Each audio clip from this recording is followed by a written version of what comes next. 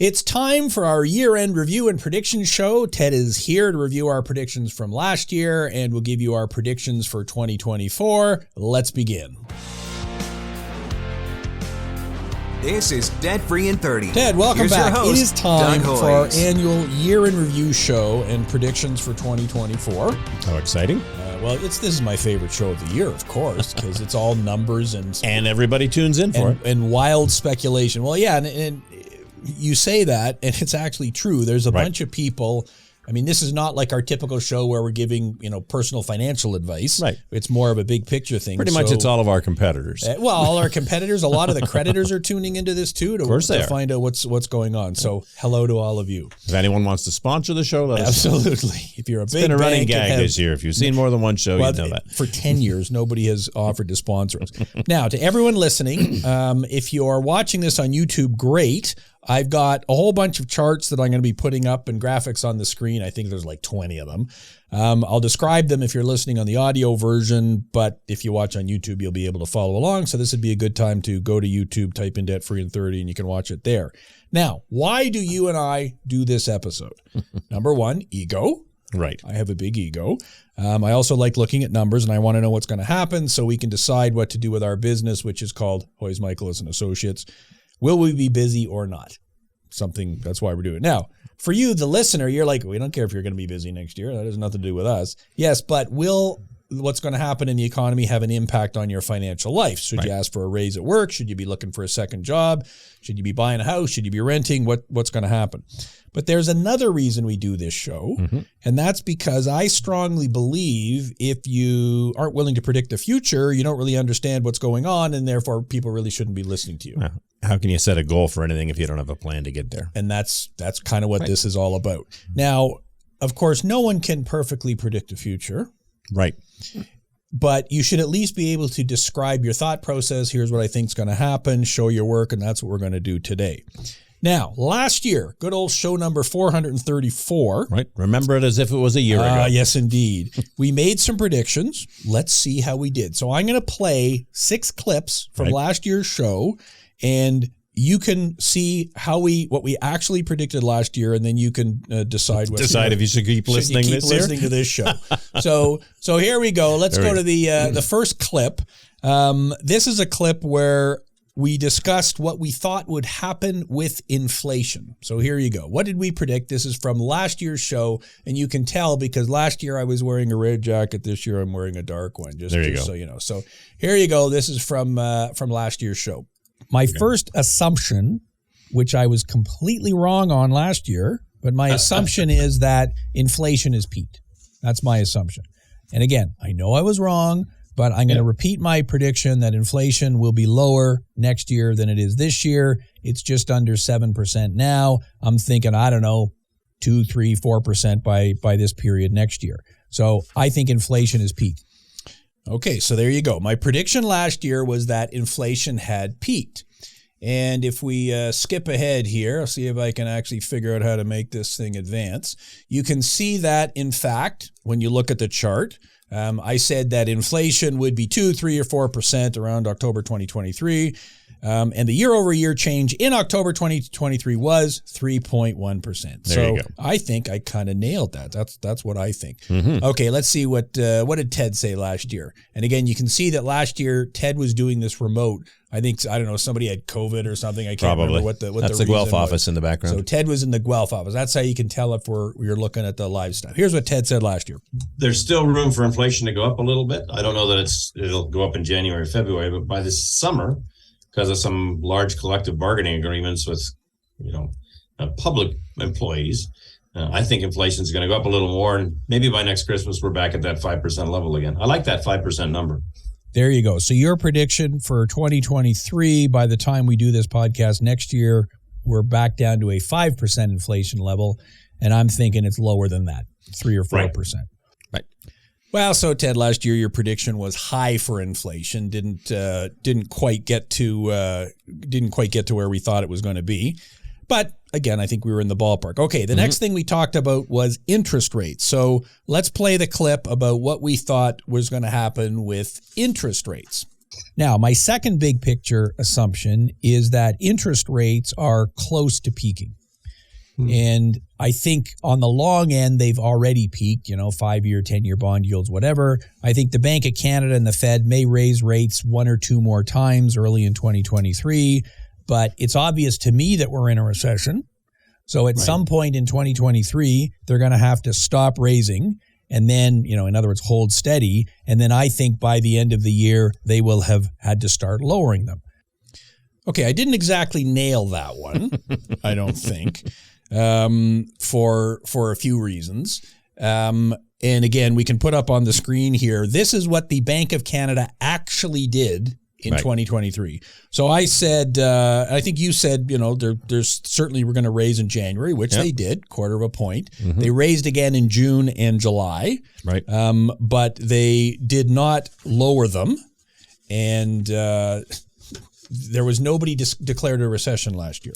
Yeah, that's interesting, isn't it?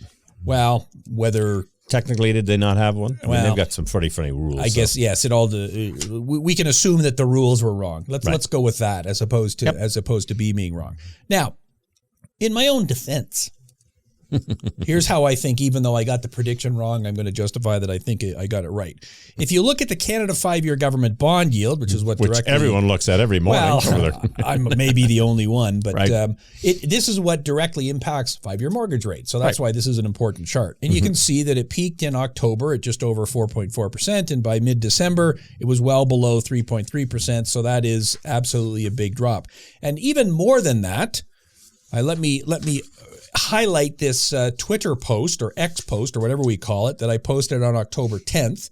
And I said, hey guys, the government 5-year bond yield has peaked. And it peaked at exactly 11:45 a.m. on October 3rd. This was October 10th that I posted this. Right. And, I said it was going to be all down here from here. And again, sure enough, it has been. So I think I kind of nailed that one. Okay, let's see what Ted had to say about this last year. So again, I'm thinking that we've got at least one more round of increases in January, and then we hold steady probably all the way to the summer, and it depends on what the world looks like. But from a historical perspective, I think mortgages should end up next year at 5%, which is about where they're at right now. So that means the prime rate will be what, 3.5 or 3 3/4?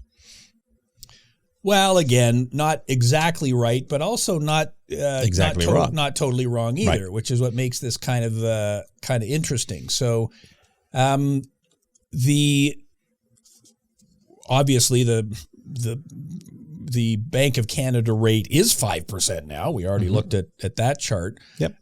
Mortgage rates actually are around 5% right now for a 5-year fixed. Right. So we got this really weird thing now where mortgage rates are pretty close to what the Bank of Canada rate is. Yeah, typically there's a differential of at least 1.5 points. So, and which tells me that mortgage rates ultimately are going down.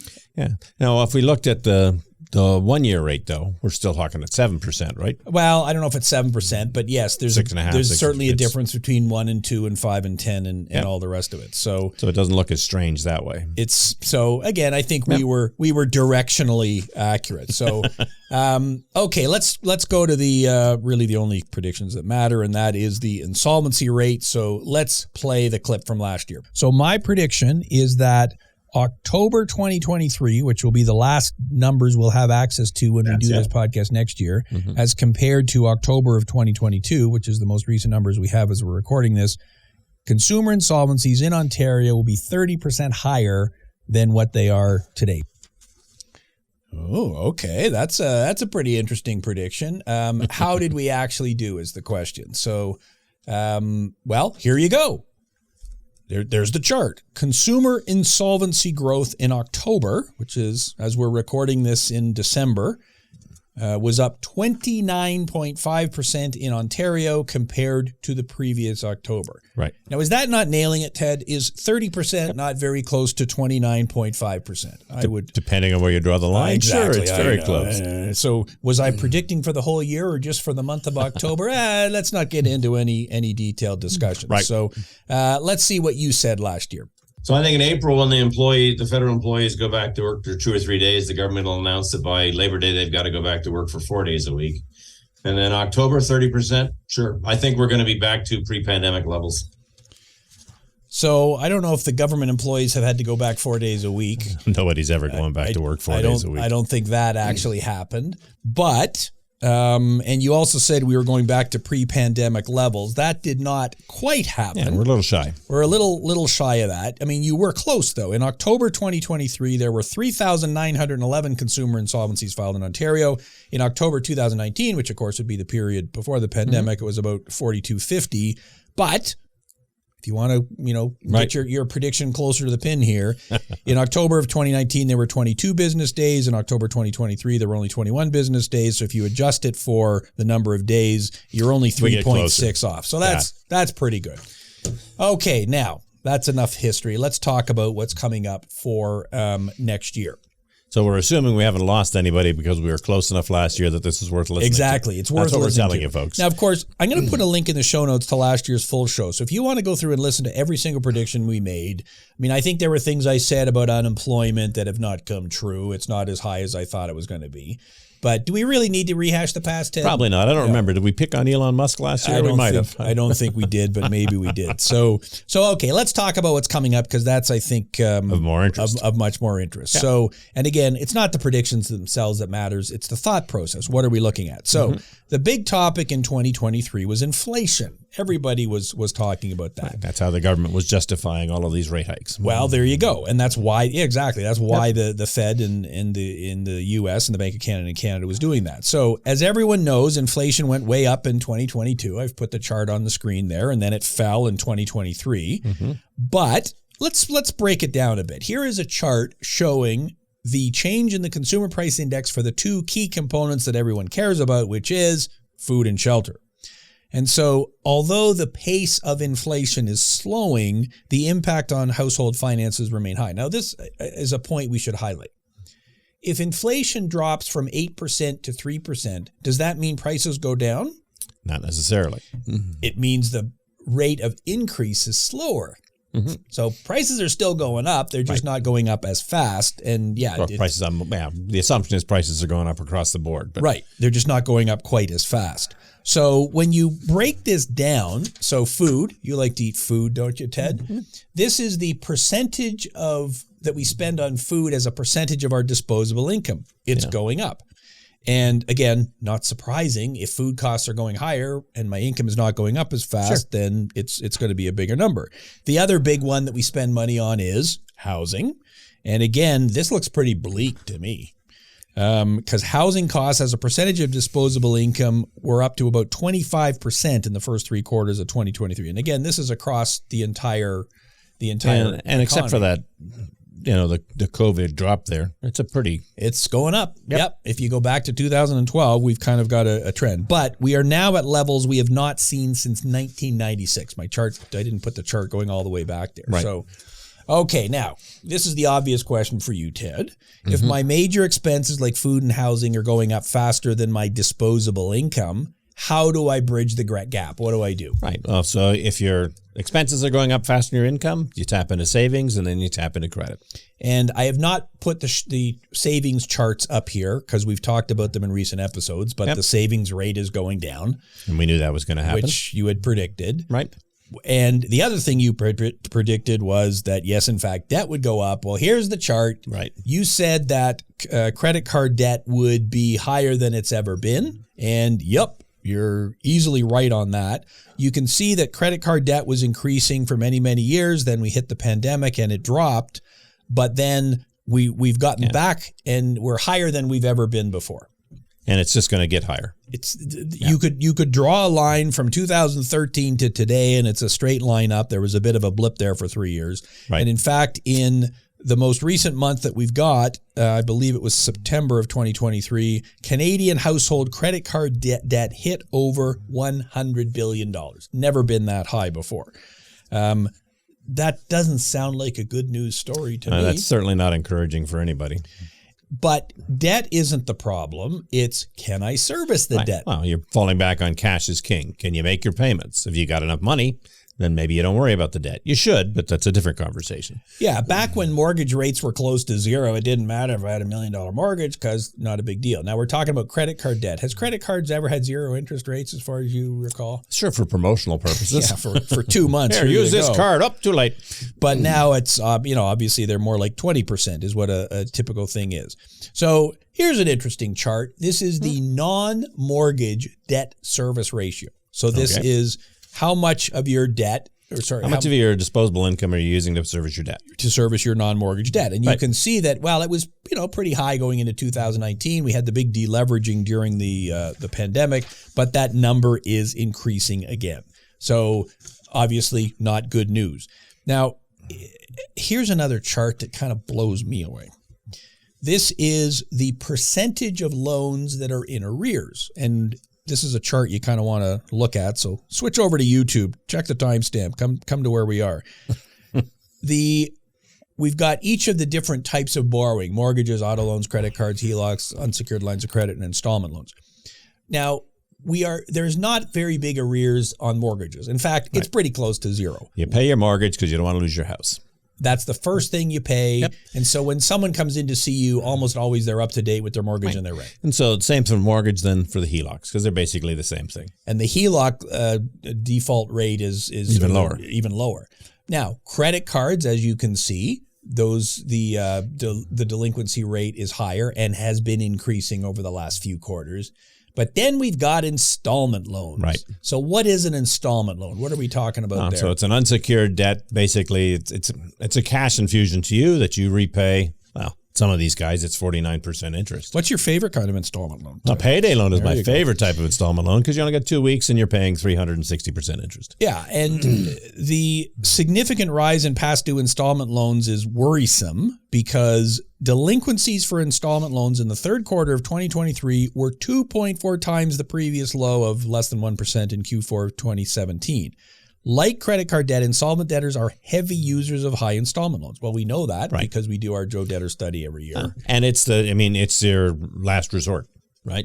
You've used up every other form of credit that you've got, so now you've switched to the most expensive, the easiest to access, the hardest to deal with. And that's why over half of our clients carry at least one high interest rapid loan. Right. And I think kind of obviously a rise in these delinquency rates is going to push insolvency rates up higher in the coming year.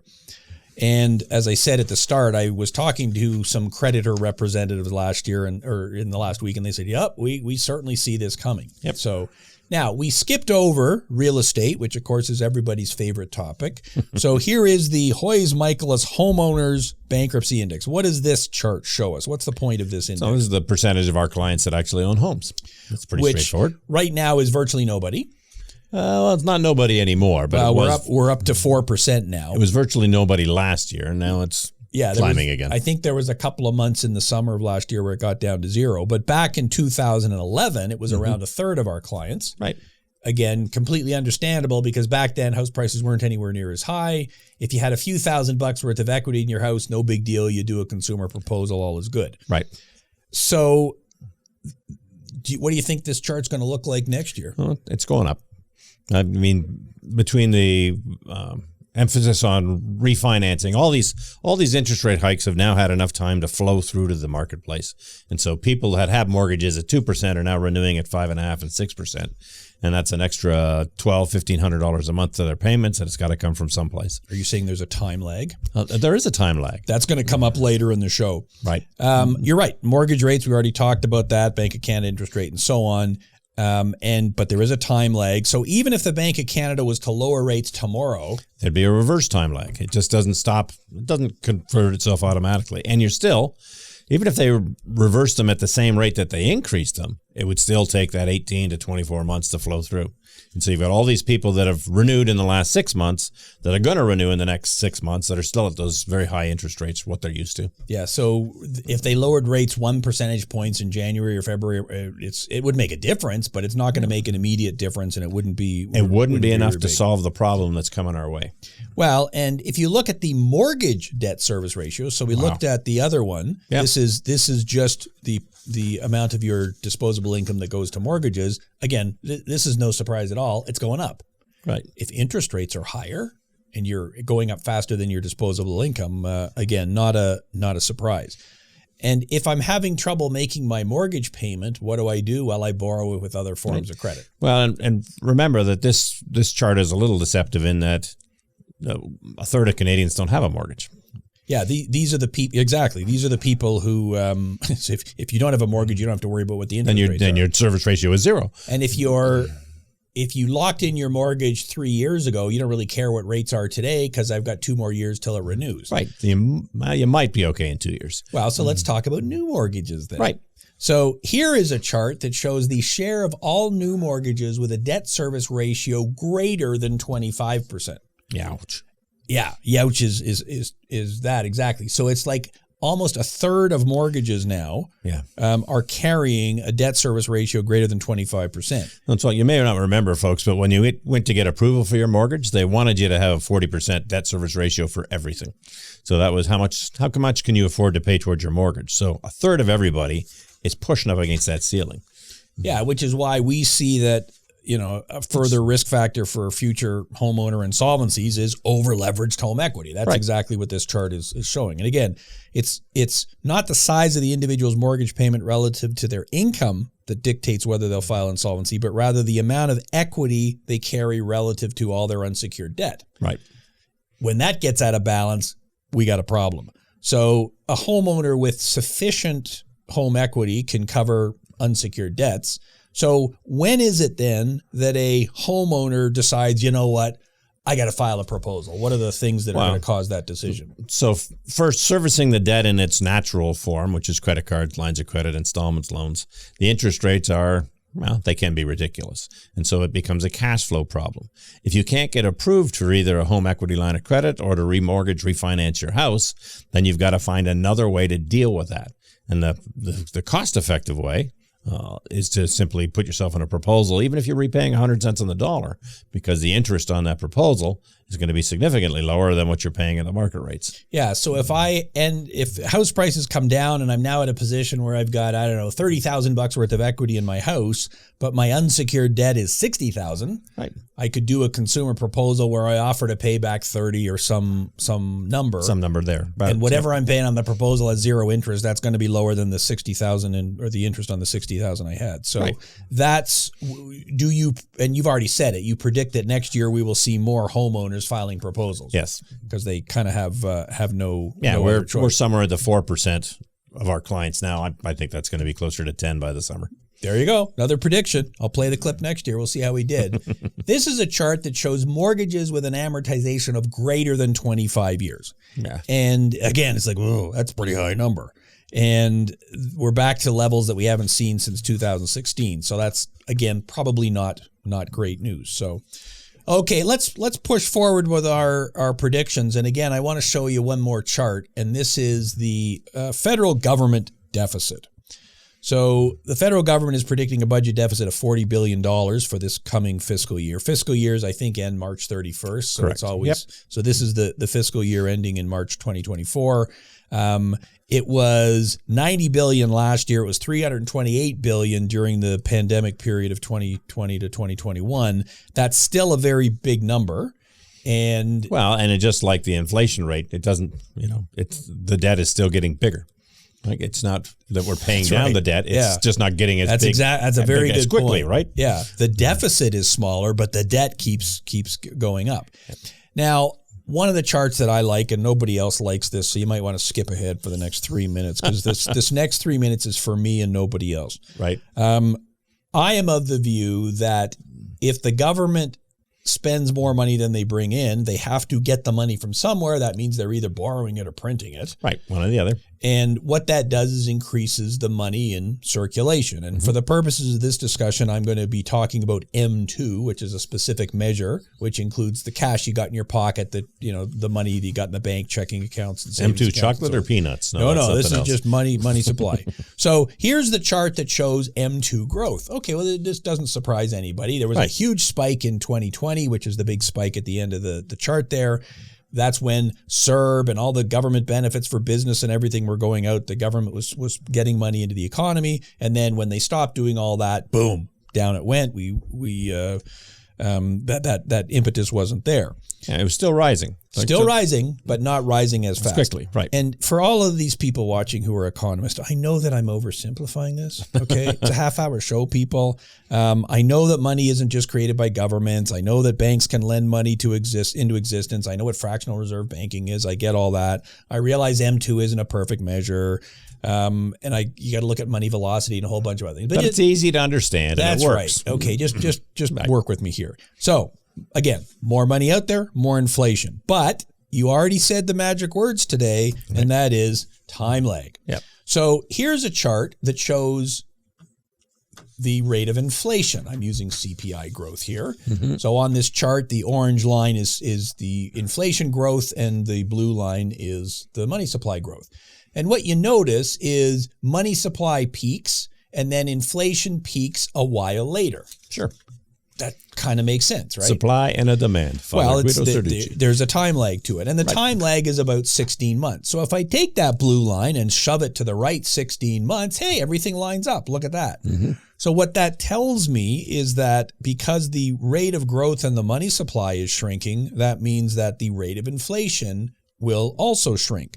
So I took my computer and I made more squiggly lines, so you know it's legit. And what this tells me is that by the summer of 2024, the rate of CPI growth will be 0. So there's my prediction. I don't think there's anybody in the world who agrees with me on that, but that's why we do this show, right? Well, the U.S. Central Bank is certainly agreeing with you. They got their target at 2%. They're going to be below that by the summer. Right. The Canadian Central Bank is not agreeing with you. Right. And in October of 2023, the inflation rate was 3.1%. So obviously 0 is a pretty low number, but let's see. You'll remember that it has been that low before. You go back to the Great Credit Crisis, 2008, 2009.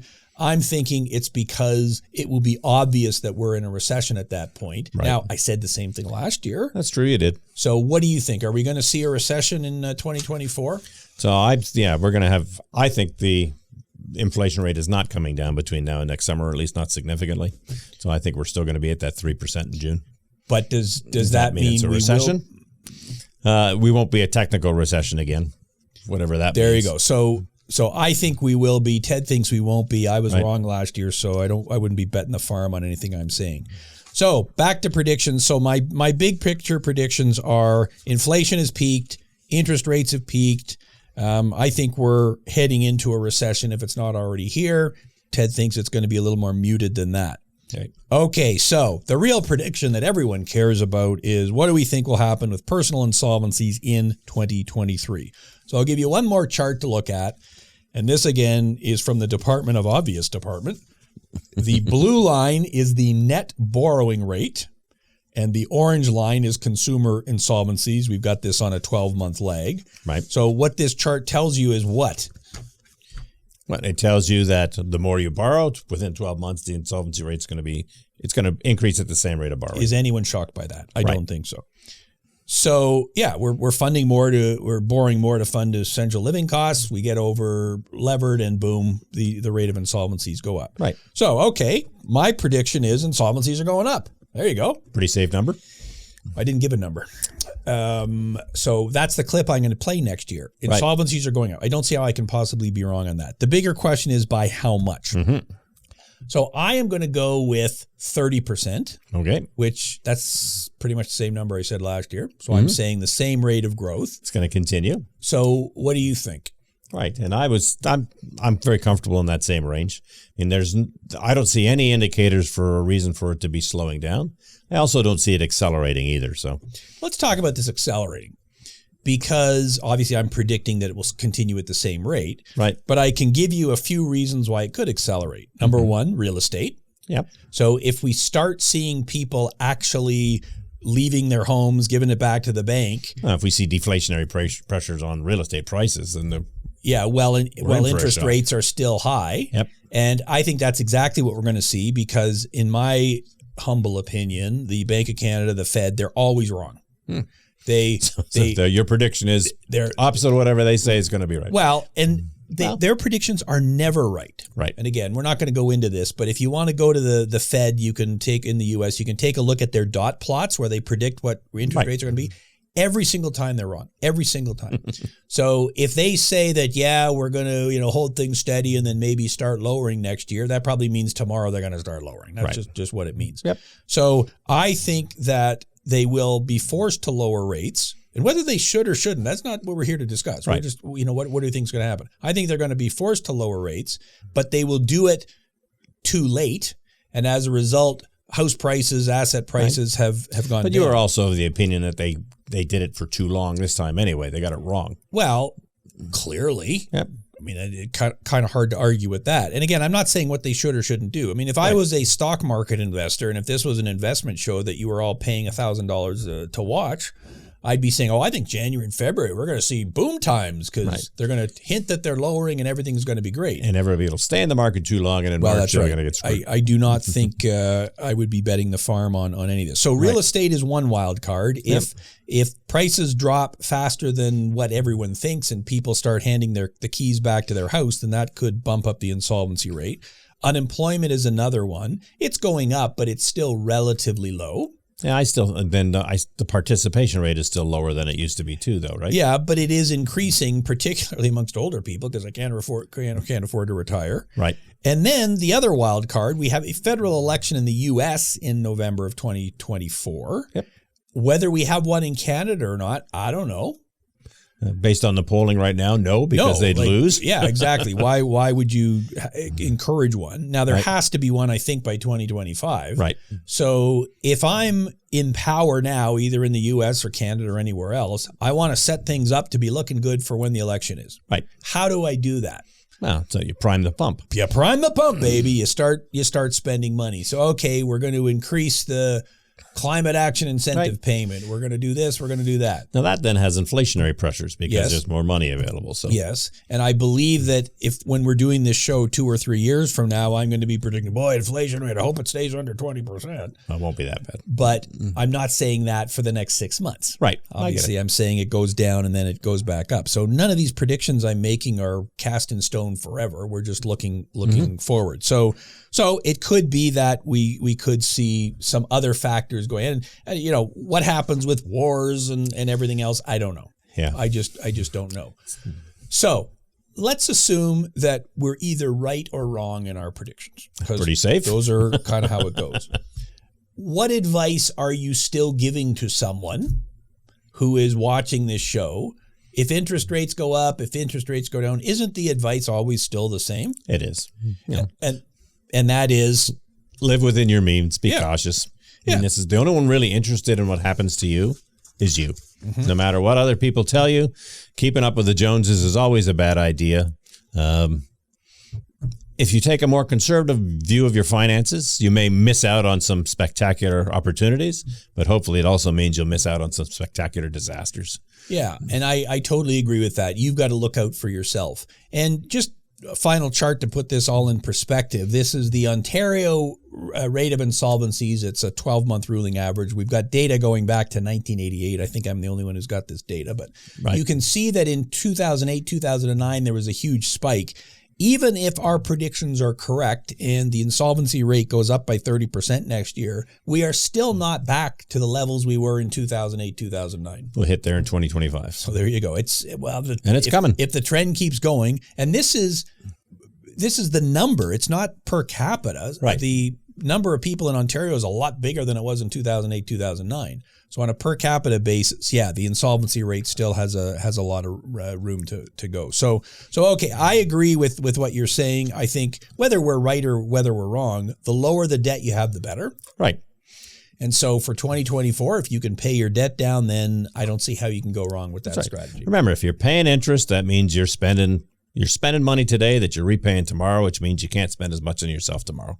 You can't be saving for retirement. You can't be putting money away for your kids, whatever. So, financing your future. So there you go. So that is our 2024 prediction show. So to everybody watching, Happy New Year, but also please make sure you're liking and subscribing. That's a good thing. And if you want to sponsor us, let us know. That's right.